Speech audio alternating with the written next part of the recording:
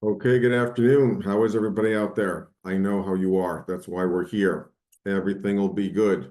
So today we're going to walk through some sample questions and just to refresh, maybe implement some more consistent practical reading tips. Everyone's doing tons of questions. And again, sometimes you fall into some bad habits. Why am I picking A versus B, getting it down to 2? I know all the law, John, but I'm not seeing the stats, the percentages where I need them to be. Maybe I'm falling back into some old bad habits. Maybe I never got the good habits in the first place. So let's focus on that as we approach this last month, as hopefully a lot of the video, the outlining, the reading is finished. And now we want to focus more on practice during February. I always say that the first half of bar prep should be 2/3 law and 1/3 practice, so that now as we approach second half of bar prep, more of it could really be the practicing of the questions. But again, we don't want to fall into that bad habit where it's just quantity. We're just doing 50 questions, 80 questions, whatever the number is a day, and then hoping for a good number. We want to be more careful with our reading quality over quantity. We want to do as many, but you want to be getting them right. So we're going to talk and use some questions today about some samples. As I said last time, and I say every time, I mean this from the bottom of my heart. I don't like to sound like a used car salesman, but if after this presentation helps, still need a little more detail, there is a video on the AdaptiBar page about mastering the MBE. That is greater detail of all of the reading common mistakes people make and how I believe you want to be reading the questions. So if you see that you're vulnerable to making some of the kind of mistakes I'm talking about now, and you need a little extra push, watch out for that Mastering the MBE video on the video page. That is a separate video specifically for more detail about the reading comprehension.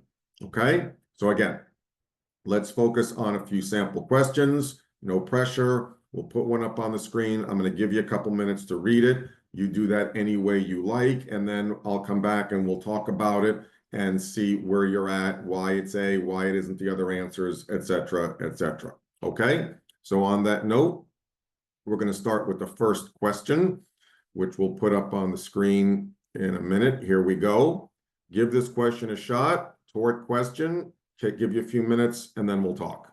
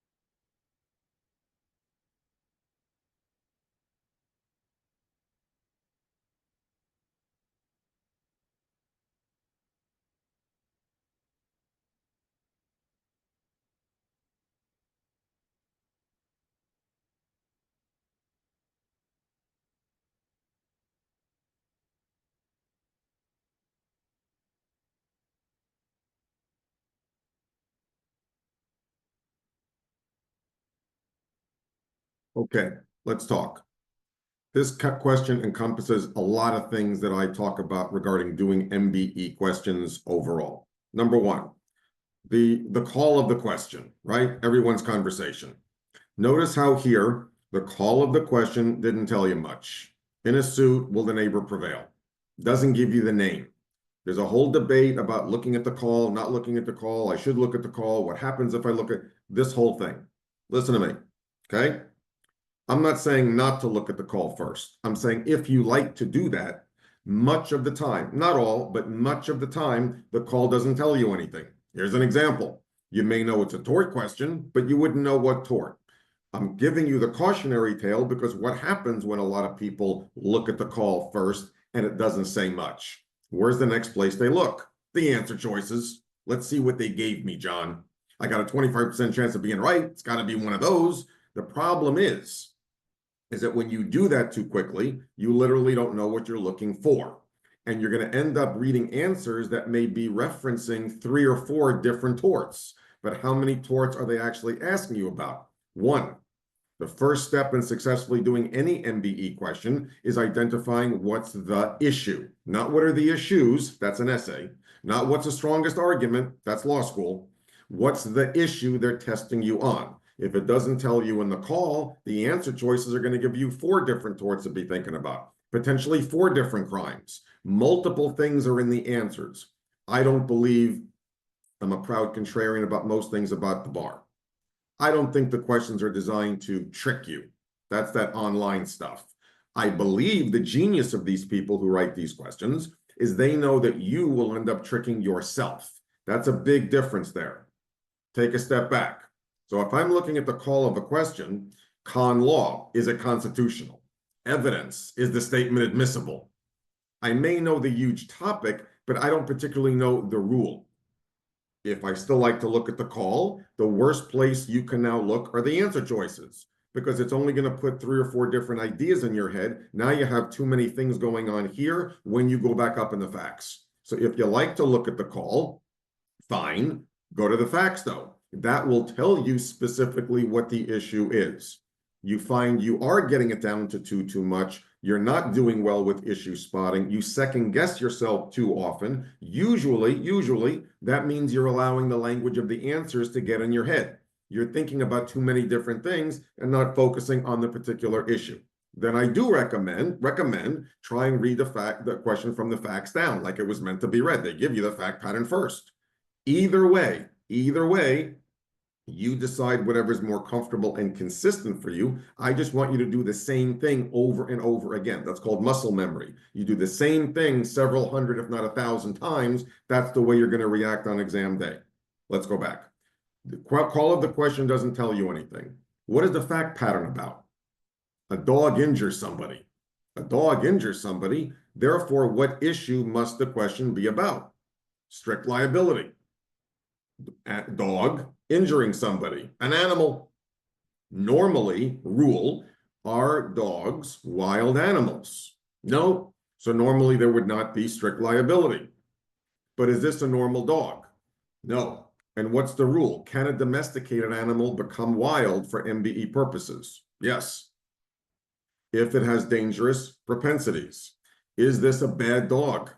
Yes. And you know it's a bad dog because the facts tell you. Ooh, so this is a bad dog, it would be strict liability. Let me look. Calm down, read the facts, nice and slow. Issue, a dog injures somebody. It's got to be strict liability. What else do the facts say? It's a bad dog, wild animal. I'm the one who preaches, don't pick a defense or an exception unless that's what the fact pattern's talking about. Is this fact pattern giving you more information? Yes. What is the possible legal defense under strict liability? Assumption of the risk. Know and appreciate the nature of the risk, and you do it anyway. Most of the time, there's an answer about assumption of the risk, but it doesn't apply because that's not what the facts we're talking about. What happens when it is? Then I apply it. Is in fact the discussion here about assumption of the risk? He read a sign, he knew what he was doing, and he did it anyway. Here's an example of where they explicitly gave you the evidence of assumption of the risk in the facts. So again, big picture.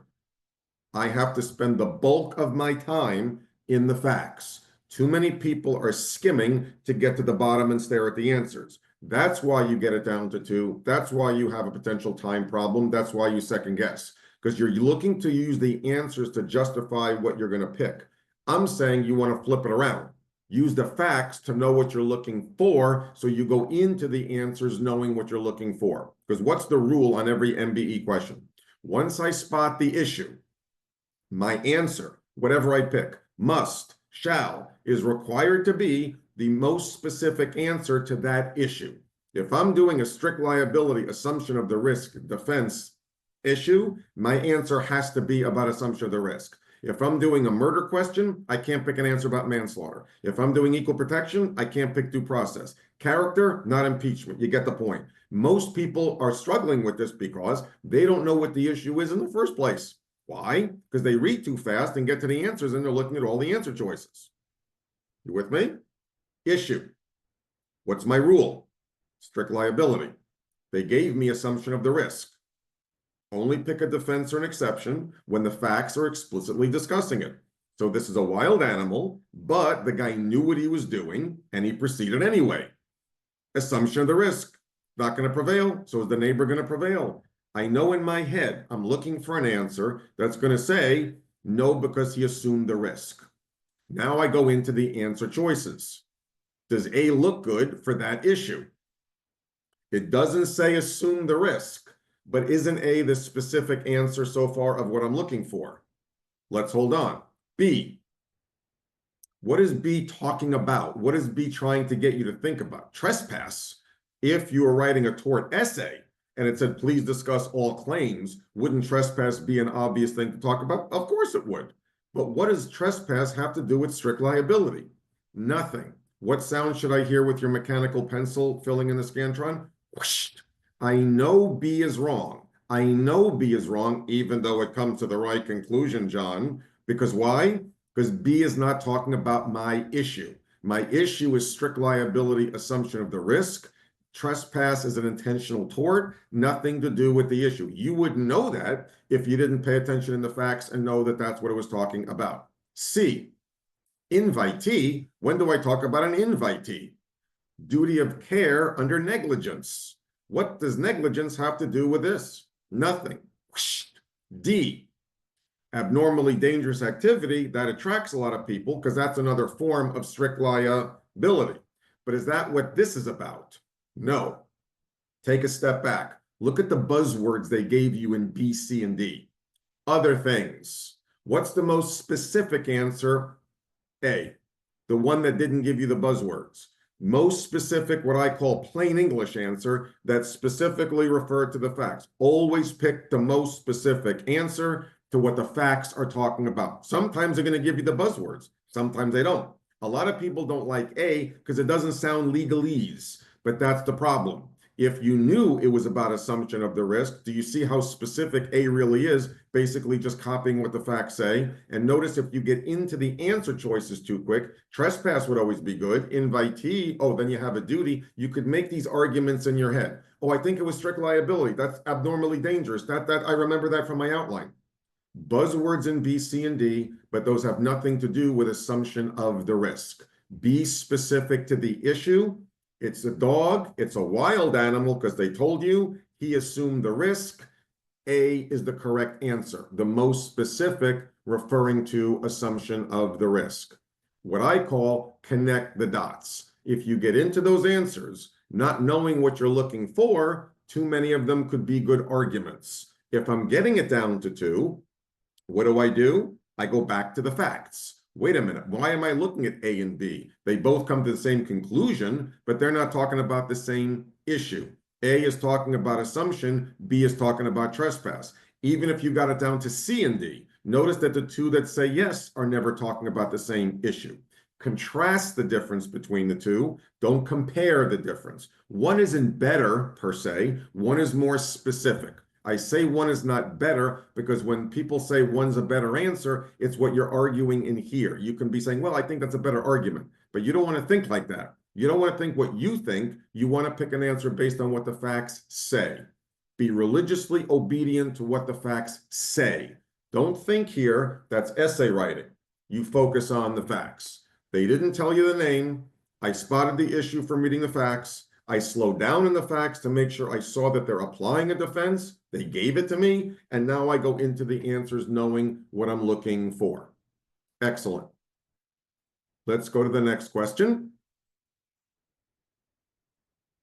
Oh, property, John. I hate property.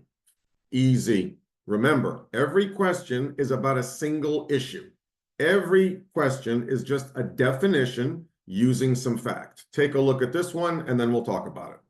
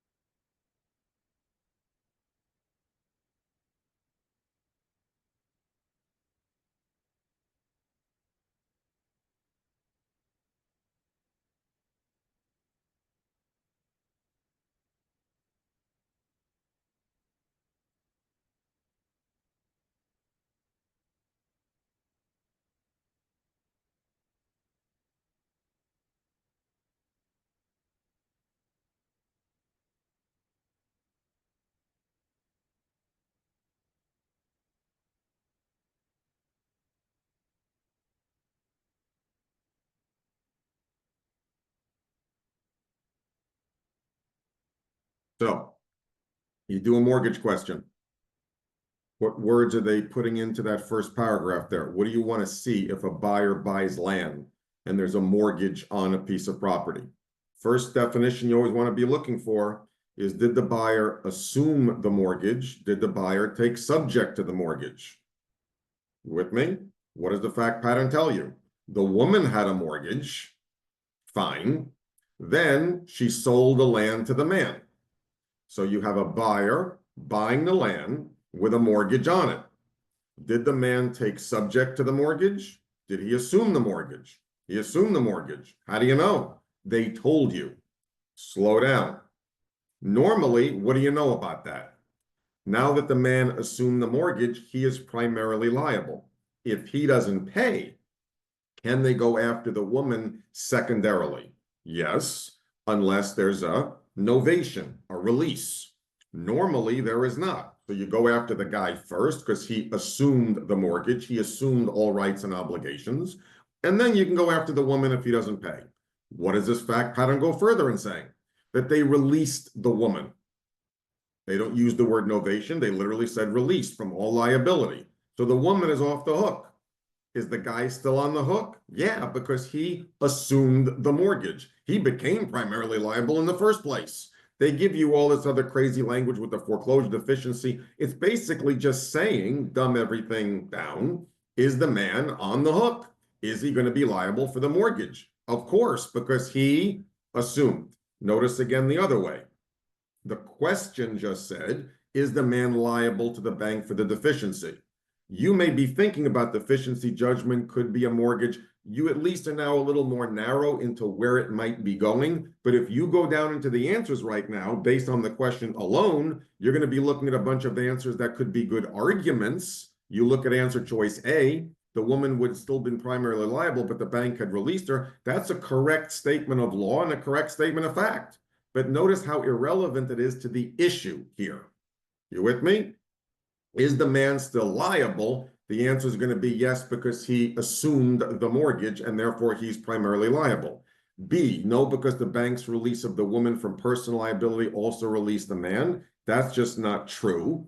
C, yes, because the bank's release constituted a clogging of the equity of redemption. That answer clogs my brain. I have no idea what I'm going to worry about. Because remember, equity of redemption is going to be about what? You're trying to stop the foreclosure sale from happening. Redemption is trying to stop the foreclosure sale. D, yes, because the man's personal liability was not affected by the bank's release of the woman. So again, notice what they're doing. They're not saying yes because the man assumed the mortgage, the rule. They're giving you what I call plain English to specifically tell you what the facts said.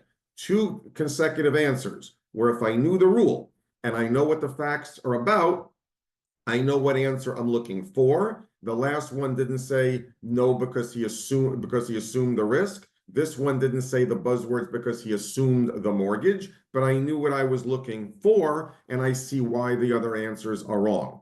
Don't give 4 answers too much respect and credit. Remember, only 1 answer is technically true.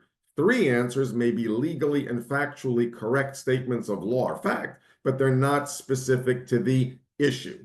What was the correct answer? D. What does D stand for? Delicious. Good property question, John. What am I going to, I'm going to go back and again talk about reviewing. If you missed this question, because you forgot the difference between assuming versus subject to. What is assuming the mortgage? When you make a mistake this time of year, and you know you forgot the rule, then go back and put that definition in your head, because then you're going to get the same kind of question wrong over and over again. You want to fix the law as quickly as possible because everyone's going to forget stuff. But you knew assume versus subject to, and either A, didn't catch that in the last line of the first paragraph because you're reading too fast. John's always yelling, slow down, spend more time in the facts so I know what answer I'm looking for. You saw it, but you let the language and the answer choices get in your head. You didn't see the words assume the mortgage. Always look for the most specific answer. Whether it gives you the buzzwords or not, you'll know what you're looking for. Don't let the other buzzwords get in your head. 3 are wrong, and you're looking for the most specific. Answer choice D. Excellent. Let's go to the next one. and see what we're looking at with this one. Oh, crim law, John. I like crim law. Okay. Give this one a shot, and then we'll talk.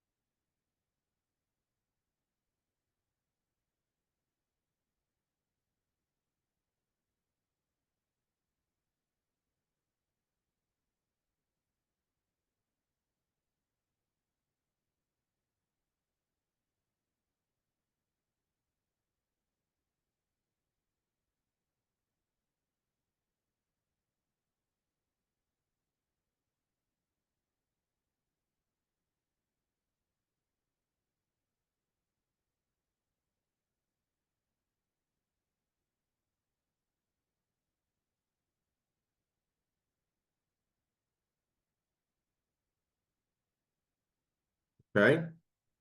Here, they told you it was about murder. Most crim law questions, as many of you I'm sure know, will give you the name of the crime in the call of the question. That's why a lot of people like to look. Okay, so you have a murder. Okay, but at common law, how many ways could you commit murder? What's the rule? 4 ways to commit murder: intent to kill, intent to inflict serious bodily harm, felony murder, depraved heart murder. How do you act with depraved heart? Reckless disregard of human life. You knew or should have known it could happen, and you did it anyway. Once they make this about a murder question, my answer must and shall only be about a form of murder. Good. Here, what happened? They put out the stuff. It was the president said, listen, we're going to send out a defective lot. Was he intending something bad to happen? No, but he should have known you put something out there. Could something bad happen? Yes. Issue, what did the facts tell me? I know what I'm looking for. I look at A, strict criminal liability. There are crimes of strict liability offenses, but what does strict criminal liability have to do with a form of murder? Nothing. B, does that have the right buzzwordy phrase to match a form of murder? Yes. Is that specific to what we're talking about? Recklessness equals depraved heart. You can connect that answer to the murder issue. C, what the heck does that have to do with murder? Nothing. And here's the one. D. Listen to me. Proximate cause. Proximate cause is an element of negligence. Negligent conduct causing a death is involuntary manslaughter. This time of year, this is what everyone does. That reckless negligent. Which one's which again, John? So half the country is forgetting that negligent conduct equals involuntary manslaughter. Recklessness equals depraved heart murder. You got to keep them separate because once they give you a murder question, you can't pick an answer about manslaughter or vice versa. Issue spotting. So for the people who like to look at, oh, see, it's a murder question, John, you have to remember the difference between proximate cause is negligent conduct, manslaughter, recklessness, murder. That's what would make B, beautiful, look wonderful. That's what make D look bad.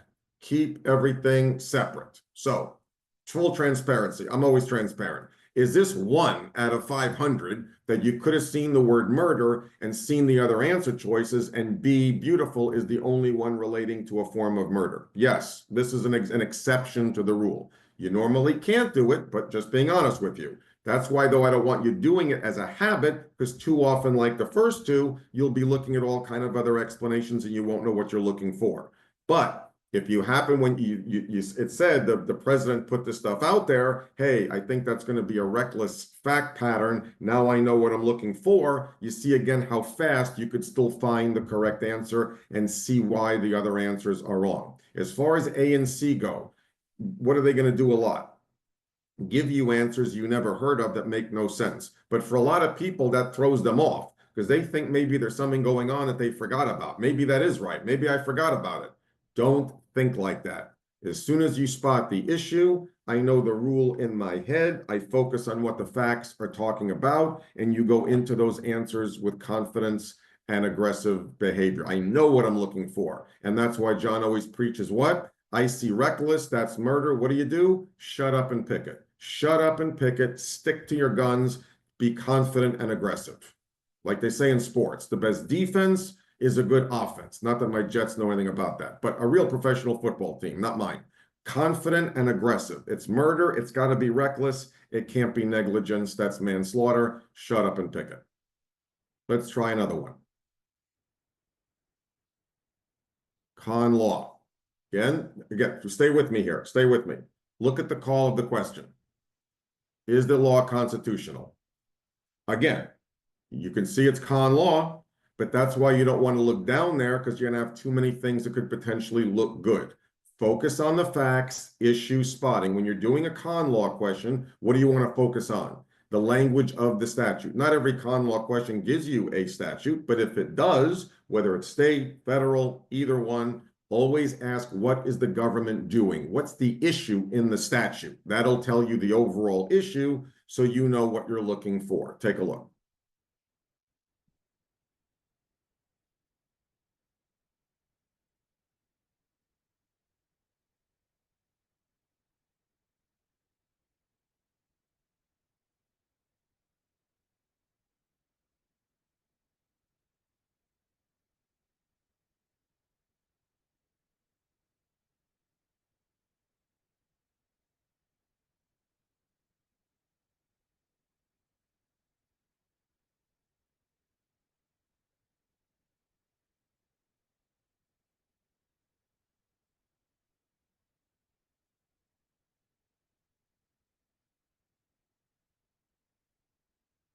So, what is the issue here? Speech, right? Speech. What's the first rule you want to be thinking about when you see some sort of a speech question, First Amendment? Is it content-based? Is it content neutral? They give you a statute. What's going on? They're prohibiting any barbershop license from displaying posters in support of any candidate for distributing any campaign. What's the factual difference between content-based regulation and content neutral? In content-based, you're doing what, in my words? You're shutting the message down. They can't do anything in any form at any time, whether it's display, march, demonstrate, parade, gather, affiliate, whatever. In content neutral, what's happening? They're saying, no, you can't do that, but you could do it over there. But you could do it another place, another time. One half a sentence will change each of these hypos. What's the fact pattern saying of this one? You can't do it, period. If there's content-based regulation where this government is shutting the form of communication down, that's called content-based. And what does content-based regulation trigger? What level of scrutiny? Strict. Excellent. Now I know what I'm looking for. That extra 20 seconds of just working through it in your own little voice makes you more aggressive when you go into the answer choices. And that's where you end up with answer choice B, beautiful, compelling state interest is your definition of strict scrutiny. It's not about treating barbershops differently from other establishments. It's not about leaving political candidates free to communicate to voters by other means. And if you're talking about communicating by other means, they're trying to reference what? Again, excellent, content neutral.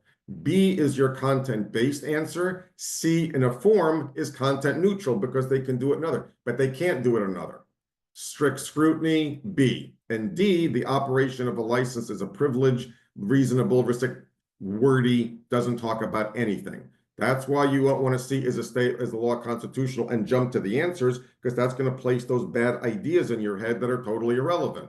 I'm just going to read the statute, whether it's state or federal, and ask myself, what is the government doing? What's the issue? They're stopping everything from happening. That's content-based. I know what that looks like. Now I know what answer I'm looking for, and I look for strict scrutiny. There it is, be beautiful. If it said you can't under any, but you could do this, but you could do that, then you could end up in content neutral, and that would be a different answer choice. Here, again, back to they don't tell you in the call, I need the facts. It's not a long question per se. I take my time in my head. So when I go into the answers, I'm seeing the difference in each answer choice. Excellent. Let's go to the next one. Give it a shot.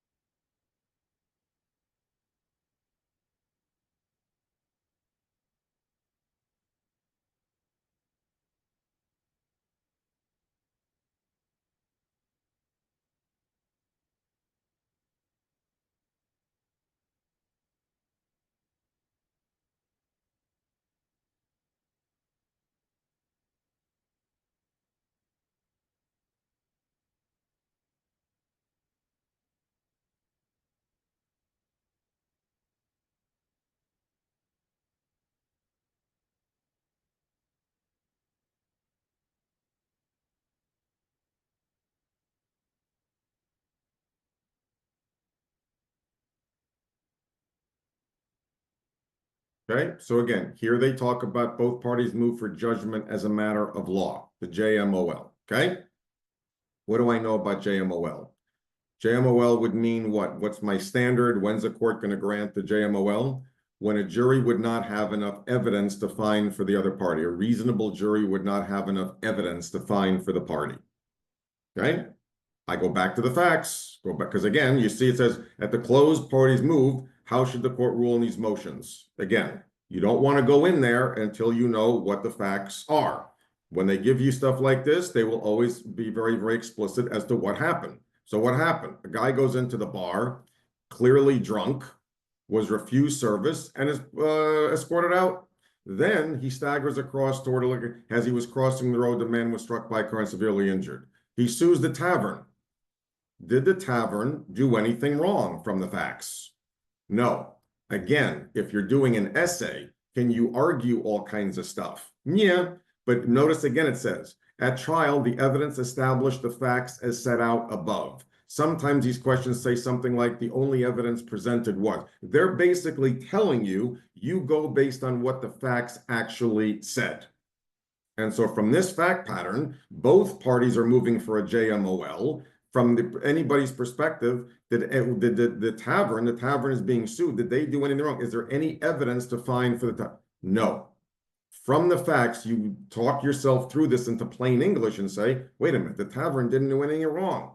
There's no evidence of negligence on the part of the tavern. So when I go into the answer choices, I say to myself, A, deny both because reasonable jurors conclude the accident was foreseeable. That always sounds like a good answer. B, a tavern is a place of public accommodation. Okay, so you know that's garbage even if you said it was true, but doesn't have anything to do with what we're talking about. C, there's no evidence that the tavern breached a duty to the man. Is that their way of saying there's no evidence of negligence on the part of the tavern? Yes. Grant the man's motion because it is undisputed that by being ejected from the tavern, the man was put at risk. That's one of those anytime you leave the house, couldn't something happen kind of thing. If you pick that, you're always going to end up in the wrong place because that's an argument not based on the facts. Never infer negligence. Never infer. Something bad's always going to happen in these questions, but you're always focusing on the evidence and the facts. The tavern did nothing wrong. What's the most specific answer? C. The answer choices are wordy. You want to spend the extra 30 seconds in the facts so you know what answer you're looking for. Before it gets late, I also want to mention some people, I think in the last webinar where I had submitted some questions. So we wanted to make sure given some, some changes with the California questions. Remember that California questions are still based on the format of the NCBE questions. So if you're in California, we certainly still advise and recommend that the AdaptiBar questions are still going to look like and be good representation, good samples of what you're going to see out there, because the questions being written in California are certainly based on everything that the actual National Conference of Bar Examiner questions are about. So even if you're doing California, certainly please feel free. We're very confident you're going to get a good representation from practicing on these questions to know what that exam is going to look like. Let's take just a step back, big picture. You've seen some of these questions give you the name, judge them as a matter of law, murder. Some just said, is it constitutional? If the guy sues, will he prevail? The call of the question sometimes tells you, sometimes it doesn't. But even if I know the overall topic, I don't want to run into those answers and just look for what legally sounds good. That's the number one problem. The second most common problem is getting it down to the two. Again, let's review. If you're getting it down to two, and the two come to the same conclusion, yes, yes, constitutional, guilty, by definition, you don't know what the issue is. That's the problem. If you're looking at the two that come to the same conclusion will generally be talking about different torts, different crimes, different rules. So if you're confident it's one of those, you still want to do what? Go back to the facts. Check the issue. Check the issue. Is it murder, manslaughter, larceny, burglary? Why is it constitutional? Always match the correct conclusion, though, with the most specific issue. What if you know what the issue is? You know it's burglary. You know it's battery. You know it's JMOL. And one answer says it happened, and one answer says it doesn't happen. Guilty, not guilty. Admissible, inadmissible. Sometimes, they give you two answers about the issue. Yes, John did commit burglary. No, he's not guilty of burglary. If you got it down to two, and both answers are about your issue, again, what does it mean? You didn't read the facts carefully enough. Because if you know it's about that issue, and they come to opposite conclusions, by definition, you'll know whether it's liable or not, guilty or not, constitutional or not, because it's up in the facts. But most of the questions, as you're seeing from our samples here, most of them only have one answer that's even remotely specific to the issue. The other answers are always talking about other torts, other crimes, other amendments, other exceptions. That's why you don't want to be looking down there, because it places those bad ideas in your head. You want to take that step back and say, if someone still likes to use that word trick, they're tricky, John. Okay, where is the trick? The trick is in the answer choices. So you don't want to go down there until you know what you're looking for. That's the trick. Develop over the next month. Slow down. And that doesn't mean take 4 minutes a question. People misunderstand what I'm always saying. I'm saying slow down in the facts and just make sure you know what it's actually giving you. Like here, the tavern didn't do anything wrong. The tort one, that was assumption of the risk. The guy read a sign. If you'd taken 15, 30 seconds and just made sure when you go into the answers, you're going to be out of there in 5 seconds because the other answers look more incorrect. You with me? When you read fast to get to the bottom and you're staring at the answers, since you literally don't know what you're looking for, that's when you have to go back and reread. Then you're staring at two. That's you get indecisive. That takes the time. That's the extra 40, 50 seconds or a minute. You get the nausea in the pit of your stomach and you pick a stupid answer. That's the problem. So I'm just talking about where do I spend the 1.8 minutes? Spend most of it up in the facts and the question. So after you have your voice walking yourself through the facts, now I know what I'm looking for. You're going to get more right and you're actually going to be done quicker because you're not wasting so much time. So again, if you have on average 1 minute and 40 or 50 seconds, which is a lot of time, as I'm always saying, again, like these are examples, if you spent 1 minute and 30, 1 minute and 40, which is a lot of time as you see from a lot of these hypos, in the facts, you'd be out of the answer choices in 5 seconds. But if you're skimming to look at the bottom too quickly, that's where things get a little squirrely. So as you're practicing, however many you're doing, remember, the goal you'd like to finish, and anyone who's been taking the bar exam lately knows that the large majority of questions are much shorter. They look more like this than a lot of the old ones in the books and the commercial courses that give you the 3-4 paragraph ones, and that's what's making you crazy. That's why we believe AdaptiBar is what you want to practice on for the next month, solely, my opinion. So you kind of brainwash yourself into, hey, if this is what it's going to look like, and I'm comfortable with how I'm reading this, the 200 in your exam room are going to look more like this. Doesn't mean they're easy. Doesn't mean you're getting them all right. but at least I'm comfortable with, if I can walk through enough of these hypos in my own time and I go into the answer choices, I know I'm going to be done. The large majority of people are finished on time. Many people are done early because they're not giving you, like I said, a 4-hour exam to do in 3 hours. But remember, don't get caught up in that adrenaline rush. Let me do the next one. Let me do the next one. You want to slow down in the facts. And that's what this next 4 weeks of practice is. So however many questions you're doing over the next month, the goal should be that every day, am I a little more careful? Am I making one fewer reading mistake? Because even, I think I said last time, even if you get the question 95 in the morning and there's 1 minute to go, you could knock off almost one more and just bubble in a couple of circles. Pick B or C, you're going to get one right anyway. Get more of the first 95 right. Don't fly through this and miss all these key words, that the woman was released, that there was a sign about assumption of the mortgage, that he assumed the mortgage. You follow what I'm saying? These little words make all the difference in the world. But how many times have you missed these little words over the last 3-4 weeks in your haste to do more practice questions? And you want to get more right. When someone says to me in this last month, how can I get more questions right, John? How can I improve? I know all the law. Okay, by making fewer reading mistakes.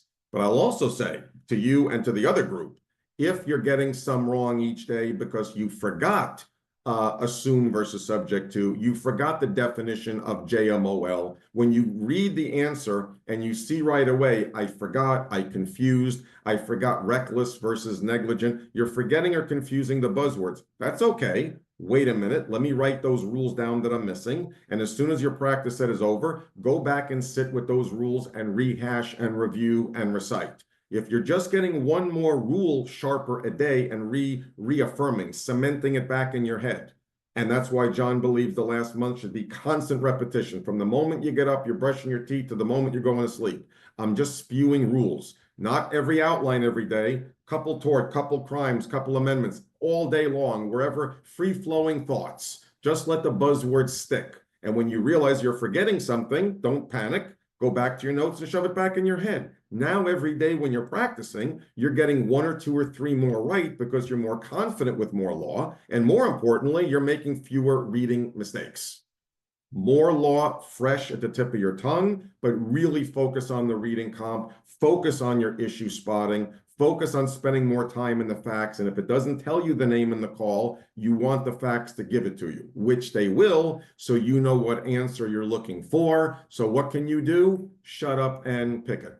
Confident and aggressive. You know intellectually you're not getting them all right. Nobody is. You're trying to get 1 or 2 more from law and 3 or 4 more right from making fewer reading mistakes. Over time, over the next 4 weeks, if that's your intent, no pun intended, your intent is when you sit down to do your practice set, I'm going to be more careful with my reading. I'm going to really contrast the answer choices. What is each about? So I know what I'm looking for and I could be more specific to that issue, specific to that question. That's what I'm looking for. That will guarantee fewer reading mistakes. And by definition, your number is going to go up. Excellent. Stay confident, stay aggressive. We're going to see you again in a couple of weeks for a roundup as to things to be doing for the last couple of weeks. I really appreciate you guys hanging in there with me. Hope you got a little refresher. Again, if you need more detail about how and more specific tips on reading the questions and choosing an answer, check out the Mastering the MBE video on AdaptiBar. But otherwise, keep up the good work, slow and careful reading, confident and aggressive, and shut up and pick it. I'll look forward to seeing you guys in a couple of weeks. Stay in touch and stay confident. All the best. Have a great evening.